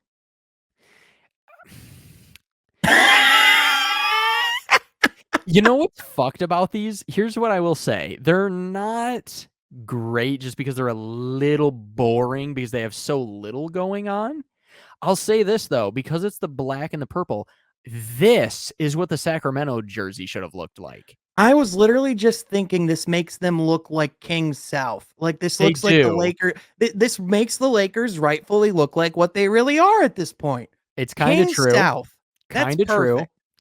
Yeah, no, I think that they'll look pretty hot just because I feel like Anthony Davis and LeBron James just generally make uniforms look cool, even if they're playing like shit. Like it's just kind of like got that iconic look to I them. mean, LeBron's just objectively at the point where it's just you can't not look at him and be like, all right, well, he's a badass. Like that's just Yeah, exactly. It's like it's if what he is. LeBron or if Michael Jordan put on like the worst jersey of all time, you'd be like, I mean, it's Jordan. I mean, he just makes anything look all right. But yeah, no, this is pretty brutal. The very last one I will say is, do we have one for the New York Knicks? The Because New York Knicks. I Let know me that they have let me down time after time, making some of the worst jerseys I've seen because they just continue to be lazy or add black in ways that don't make sense. They did like that weird fucking gradient circle again with the Mhm. goddamn circles. What did the Knicks do? Well, Robert, We don't have a leak, do we? they're gonna let you down again because there's not a damn leak. Can I say this to end this? Is that I will say, as much as it makes no sense because they are literally Mets colors, I wish that they would throw back and do the Yankees Knicks logos where they had the Yankee logo on the shorts, which was dope as fuck back in the, like, what was it, the 70s or 80s? That was dope. So if they could do some shit like that, that'd be lit. I wouldn't mind if they did like some pinstripes or something. Like they know that their fans are not Mets fans, even though they're Mets colors. It's kind of an odd situation. But if they could do like some pinstripes, that'd be low key pretty hot. Yeah. But yeah, I just Yeah, and eh, one more I want to show ooh, you. here I we mean, go. it's one more we can go over. One team that did um have their jerseys leak was the Chicago Bulls. Oh yes, the Bulls. Yeah, so they're actually I and really there's liked not last year's. yeah, there's not really a great picture of it Okay. available. Looks like all we really have is like actual pictures of them in person. And so it's kind of hard to tell, but there's this pretty cool like pattern they have on the background here. I'll send this to you so you can see a little bit more up close. Okay. They have like a stripe pattern. I really like the stripe down the side. Yeah, the stripe down the pattern looks pretty like down the side looks pretty sweet, and then the pattern on the jersey as well up close looks really cool. So overall, looks like the Bulls yet again know how to make a cool jersey, man. Yeah, I feel like the Bulls are kind of in a unique situation where like even when their jersey is boring, which I will say that seems relatively boring considering some of the things that they could have done, right? It's still heat. It's still really good. Like, yeah, the Bulls, it's just their colors are hard to fuck up. Like when you have white, black, and red, like even the Trailblazers, it's really hard to do it poorly. Yeah, the Bulls did it right here. I will say probably the worst Bulls jersey that I've seen is when they did the Chicago State flag colors and they put like the Bull logo in the chest. Like I liked the idea. I liked that they were being different. It just didn't hit correctly. Not quite the execution. It just didn't. It lacked the execution. Was pretty rough. But these are pretty sick. These are pretty sick. The execution. That's Yeah. That's a new Robert meme I like. That's right. And I did really like the ones last year with like the cursive across, it was very old school. Loved that a lot. Kind of like the old school Bulls before Jordan, the traveling cocaine circus looking Bulls. It was pretty nice. As Jordan, was it Jordan or Pippen that called him that? I don't remember. It wasn't Jordan that called them that. It was him reacting to that was their nickname. That's right. Back in the day. They were so good. They were like, they called them the traveling cocaine circus. It's so good. He's like, yeah, I walked into the hotel room. And I was like, what the hell? But like, what the hell? Come on, Scott Burrell. Scott Burrell. Good old. Oh my God, that's an old meme too. Oh, 100%, dude. But yeah, no, the Bulls ones are good. Bulls ones are pretty good. No, but dude, I'm just it's such a good time of year with sports and everything right now. Like just got the World Series, the NHL starting back up.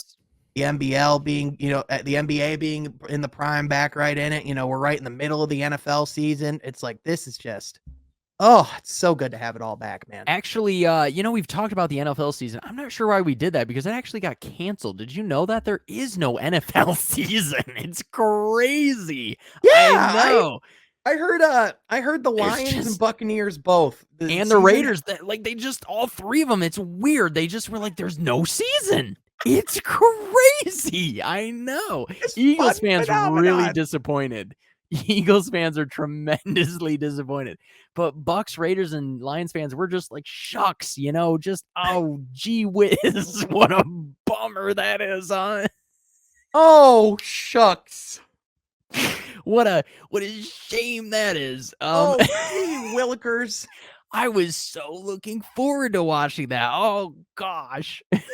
Now I have all this time to watch basketball and hockey instead. Oh man. Oh, it's so good. I've been watching a tremendous amount of the Red Wings and the Golden Knights and other hockey and literally anything other than my team sucking ass. So dude, I can't even think of like the last time I've gone into a Sunday caring about a Lions game. Like 100%.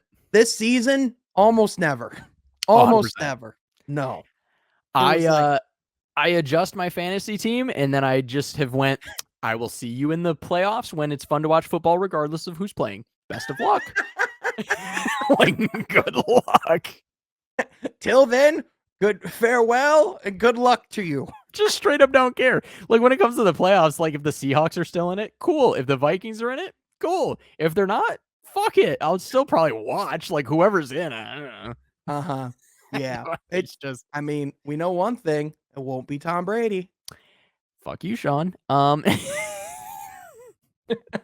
Anyways, speaking of which, with our patented howl on the way out, the Coyotes finally played their first game at their college stadium, and it's something. Oh no. They dropped the puck with the only legend, well, not the only, but the most legendary captain of all time for the Arizona Coyotes, Shane Doan. His son is the captain of the Arizona State Sun Devils hockey team. So it was pretty cool. They got to come out to center ice, the both of them, to kind of, have this fun moment of ushering them into their little preschool stadium. And it was neat. They dropped the puck together, and it was a sweet moment. But why an NHL team is playing in a tiny little a little baby arena is it's something. It's intimate, it's real intimate. Yeah, that's the word I was looking for right there. Yeah. Intimate. Yeah, listen, I love the Coyotes. They're the lovable losers, the punching bag that just never quits. And man, it's something. So Robert. Do you want to see the visitors locking the visitors? Oh, I've seen it. Yeah, please pull it up because it looks like some shit out of Letterkenny. I mean, this is like a local. Oh yeah. I think that our local like beer league locker rooms look about the same or better. Mind you, by the way, Sean, professional teams whose valuation is upwards of a few $1 billion, like the Toronto Maple Leafs, will be using said locker room. Alex Ovechkin is going to suit up in this fucker at some point. 100%. Yeah. It's unbelievable, especially because this team's been around since like 96, 97, something like that. And this is where they're at. Meanwhile, how does a professional franchise, like, how does their valuation is lower than $500 million, by the way. Just like, how does the NHL let this happen? Because Gary Bettman is a stubborn son of a bitch. And meanwhile, literally not that far north, the Vegas Golden Knights have a great stadium with T-Mobile Arena, and they put on one of the greatest shows in all of hockey, just from a like spectacle standpoint. You know what I mean? The graphics and the showmanship and the this and that, whatever. Like all of the stuff, the glitz and the glam of Vegas is on point with them. Whether the product translates is irrelevant. I will say, I would love to attend a game at this arena.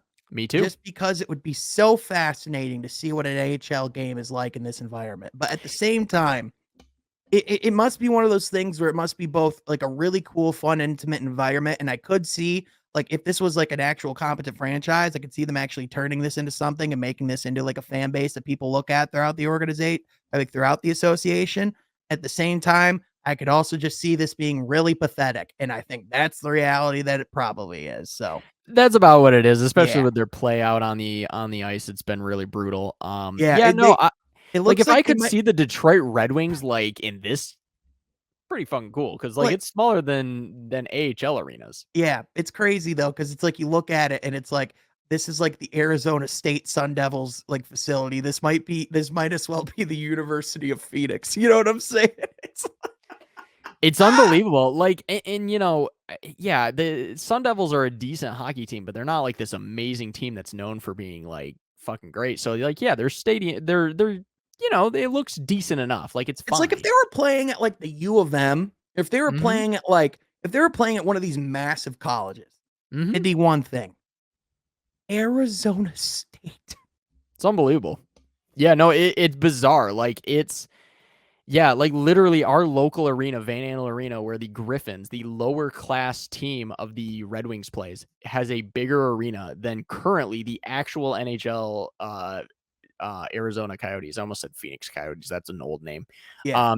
But the Arizona Coyotes, man, it's crazy. And now they are potentially going to get a new stadium in Tempe at some point. But yeah, it's crazy. And it would be cool, right? Like to see, especially like a big market team playing them. It'd be really cool to see Vegas or the Red Wings or even Toronto or something like that. Like seeing even the Oilers, like seeing some of the greatest players on the ice playing in such an intimate setting that's smaller even the Grand Rapids Griffins would be really cool.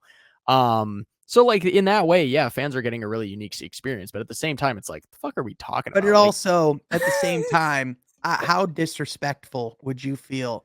How disrespected would you feel as a fan? Like, uh, imagine if and granted, they don't have this type of tutelage, so sure, that's why they can get away with it. But can you imagine if a team like the tutelage of the Detroit Red Wings was like, "We're sure. happy to announce our new home with over 5,000 seats." Like, I would have a litany of questions, starting with who, what, where, why, how?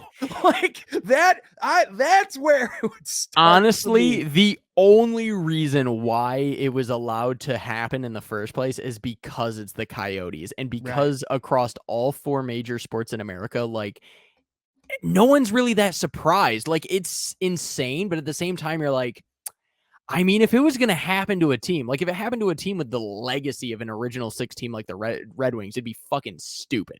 But like, it's the Coyotes. They've always been known to be this Right. dumbass punching bag. But like, yeah, could you imagine if, I mean, who's like a bullshit team in the NFL? Like a just Houston totally, Texans. yeah, right. Sure. Something like the Texans, right? If they played in a high school football field, Or you'd be like, imagine they played what in an the arena fuck is football happening? stadium. Like Yeah, imagine 100%. like imagine you go to like the Van Andel Arena. It's like, ladies and gentlemen, The Houston the Texans Houston Texans. It's like, are playing the New England Patriots. Everyone would be like, yeah, imagine if the Yankees had to yeah, travel to like what to our local like single single A A. ballpark, and Yeah, Aaron Judge had to yeah. go up to bat after they everybody up get on the floor, everybody walk the dinosaur. Like, you know what I'm saying? Like, Everyone's eating their dime hot dogs, and this man is hitting. This man is hitting home runs so hard. First of all, they'd have to put up a fucking net because the yeah, amount of it's like it's brought cars to you by and Harold and windshield. Sons Tire Company, Dime Dogs. Like, it's like, and Bro, now the t-shirt contest. It's like, his home runs would go so far out of the arena that literally people's windshields would be destroyed. Like it's yeah, I'd only go in nuts. October because at that point I knew he wouldn't be hitting anything. And after that, folks, we're gonna end the Pizza Palace. That is all we have for you guys. And that episode, that people is the last episode ever of the Pizza. That's right. It's gone. No more. Oh God, you piece of shit. I love you too. I love you, man. All right. Oh my god. Fuck you, Sean.